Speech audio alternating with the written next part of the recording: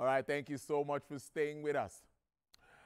The Lagos State Internal Revenue Service, as LIRS, has issued a reminder to employees in Lagos to fulfill their statutory obligation to file annual tax returns for the 2024 financial year on or before January 31st, 2025. This requirement is in line with the Personal Income Tax Act, CAP, P8 LFN 2004, as amended. In an official statement, the executive chairman of the service, that's Dr. Ayodele Suber, emphasized that meeting this deadline is a legal obligation. That sounds very, very important. Says the legal obligation. He warned that failure to comply with this result will result in statutory sanctions and including penalties as prescribed by law, including Section 81 of PITA mandates employers to submit comprehensive annual returns detailing all emoluments paid to employers and, of course, including tax deductions and remitted to relevant tax authorities. Now, these returns must be filed not later than January 31st each year and cover the income tax paid during the preceding year. Joining me live in the studio for this is a conversation is an Assistant Director, Relationship Management Unit, Lagos State Inland Revenue Service, Mrs. Mojisola Aboyade-Cole. Thank you so much. It's good to have you again in the studio this year. Thank you very much for having me. All right, then. We also have live feeds from Kogi, where we'll be dipping in and out to see what is happening there. Yes, so we will go in. But all our programs continue live on our platforms. So just to give you a hint of that from Kogi. But we are back on Business Nigeria and we'll be up to speed giving you continue our conversation right here. Thank you so much there. So let's start our conversation. Good afternoon again and Happy New Year to you. Same to you. Yes, I think what is the importance or why is it important for employers to file their tax returns, of course, with the LIRS at this time? Well, it's great. You gave a very good introduction. That introduction is basically the summary. Okay. We have a framework, Personal Income Tax Act 2011. And under that tax act, the operation of payee, that is pay as you earn, yes, the taxes that employees usually pay every month is clearly spelled out. Now, the employer of labor, let's say TVC for example, is responsible as an agent of collection. Okay. Collection in the sense of payee, the taxes pay as you earn, and they remit it to the government through LIRS. So it's expected that by the 31st of January, all the payee, pay as you earn that has been collected from their employees' emoluments, yes, is now accounted for. And that account is basically the Form H1, is the template that is used to record all the taxes that have been collected on behalf of the government. And what is expected is that by the 31st of January, which is Friday, we expect that the employers would have filed the returns, that is the Form H1, by submitting it to LIRS. So this gives an account of all the payee taxes that have been collected in the preceding year, that is 2024. So when we're talking of the emoluments, we're basically talking of the gross income as also spelt under this Personal Income Tax Act. So you have the 13th month, you have the bonus allowances, you have the salaries, you have different housing allowance, transport allowance, basically everything added together, and the taxes paid on this being remitted. Then aside from this Form H1, which is basically the taxation lingo used for the template that is used to file the returns, we also have the projections. So you have given us an account of 2024. Yes. Now give us a projection for 2025, what you are going to pay your employees. So that is also filed. Then we also have the withholding tax. Withholding taxes basically it could be for prior year, it could be for in 2023, but probably it was paid last year. So there's also a schedule for the withholding taxes that are also going to be filed. Then lastly, we have the schedule of the remittances that have been made, the pay remittances that have been made.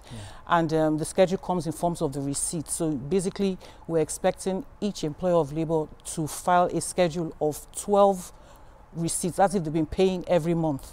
So basically, that's what filing of returns covers. Interesting stuff. But what documents are essential for completing this filing process? Okay, so it's very important. Like I said, there's going to be the Form H1. So Yes, that is where we you talked give about us that. the records of, Yes. of your employees. Basically, you give us the names, the designation, number of months that they spent in the organization, the gross income, the chargeable reliefs. So the chargeable reliefs is very, very important in the sense that you can only support reliefs with documents. Documents like pension. You claim you have paid pension on behalf of your staff. So it's very, very important that the evidence that's been used, the receipts that have been used to make that payment are submitted. Good. Then you talk about life insurance is also another relief. We have mortgage interest, that is another relief. There are so many reliefs that are granted to staff. So evidences of these are expected to be submitted to etax.lirs.net. That should be sent directly there. However, the upload will just basically deal with the template, that is the Form H1. Yes, so after the reliefs, the tax paid is also very important. Then the phone numbers of the staff too is also very, very important. Then the tax paid, and most importantly, the personal identification number of each staff should be on that template. So for the projections, you know, there's no tax that's been paid, no reliefs have been granted for the projection. So basically it's just the gross income and then the basic information about the staff. But importantly, the pay ID also has to be included in the projection. So for the withholding tax schedule, it's very important that you take notes of the nature of the transaction. It could be withholding tax on rent, it could be on consultancy fee, it could be on professional fees. So that is also submitted. Then lastly, like I mentioned, just the schedule. The schedule, basically you would have information, you have record of the receipts that you have received for the payment of the payee. So that will also be included. But what are the penalties now for late or non-compliance with, of course, annual tax filing? Because I think some people don't meet up sometimes. Okay. So the major penalty is the conviction. You can actually be charged to court for not filing the returns. So basically, people just look at the fact that the fine is 500,000 naira. But the implication there is that it's upon conviction. So that means you will have to go to court. And then let's just look at the time value of money. You are in the business of media. You're not in the business of hiring lawyers to go and defend you in courts. And then, of course, we understand our court system, the backlog of cases. So you just don't need that because of just not filing something as simple as keeping accurate records and filing the returns of the staff. Then, of course, you have to look at your staff also. There's that implication there because you will not be able to update their records. Filing ensures you update the records of each and every one of the employees that you have in your organization. And you know, once they have records, it's easy for them, for example, to go to the bank, they have a mortgage transaction or they want to buy traveler's checks. So the information is there because they would ask for their tax clearance certificate, and without filing being done for each of your staff, it won't be possible for them to get these documents. Even if they go to the state government for a transaction, probably building permits, and so there are so many transactions in Lagos State that people actually engage in. Even as a contractor, if you don't have your tax clearance certificate, that's also a challenge. And those that also go to the embassy, for example, that they have interviews, they usually request for the tax clearance certificate. So aside from the penalties and aside from the conviction, you're doing a disservice to your staff if you don't file returns on their behalf. And once the returns are filed, they actually get notification and they're able to go to our platform and print their tax records. But is it now possible for companies to claim any incentives or tax credits during the filing process? Like I mentioned, the employer is actually an agent of collection, so it's an obligation that they have to perform. So there is no incentive, so there's no tax credits or anything as regards them fulfilling this particular obligation. I'm sure companies would have complaints and challenges, you know, in filing in on all of this. What are the common ones you hear of, and how can they address some of them? Well, we used to actually hear that in the past. That was when we first of all started this filing of returns electronically. You know, we file returns electronically, it's not done manually. So there were complaints at the initial stage, but right now I can say that it's actually seamless. The only complaint a company may have is a company that hasn't included the payer identification number of the staff. So it will be difficult for them to upload, it will be difficult for them to submit. But once that is included, it's seamless. And you know, as I say, practice makes perfect. So if you've been doing something for about 5 years, it becomes something you can just do, it becomes a habit. You can just do without any issues whatsoever. Moving on, what resources does the LRS provide to assist, of course, companies in this filing process? Okay, we have the staff of LRS. I'm here, for example, to have this discussion on filing of returns.